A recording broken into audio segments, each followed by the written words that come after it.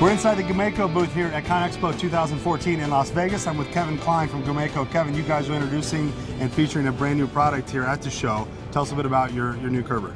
Well, it's our new Commander III, which is a totally redesigned machine for 2014. It'll be released for production later this year.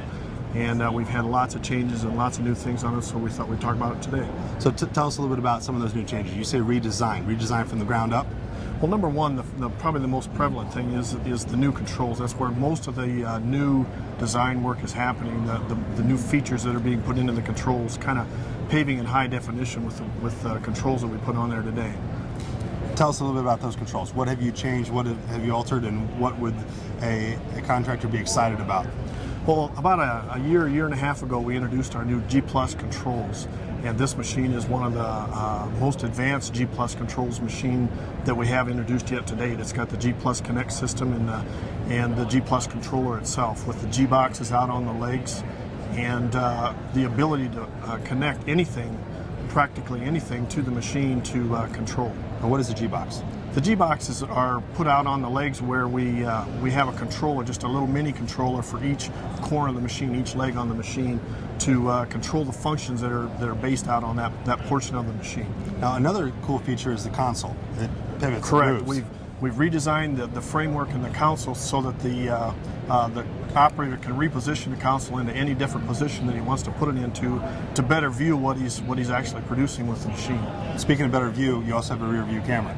That's correct. We can put a rear view camera on, or the operator or the contractor can move it to actually any place that he wants to view during the operation. The operator will be able to see it right up on the control console. With a new machine and with the redesigned machine, I'm sure maintenance is something that was on the forefront of the redesign, thinking long term for this piece of equipment. Tell us about that.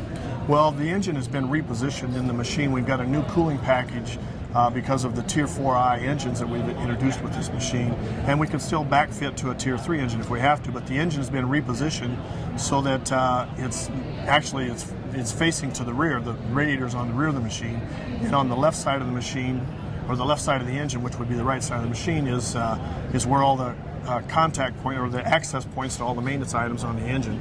And then the valves and the electronics have been redesigned so that they're much easier to work on and they're much easier to access. What has been the reaction and the feedback you've gotten from people here at the show about the Commander III? Well, so far it's been really well received, and our biggest problem is that people don't want to wait until fall to hook up to a machine. Sure.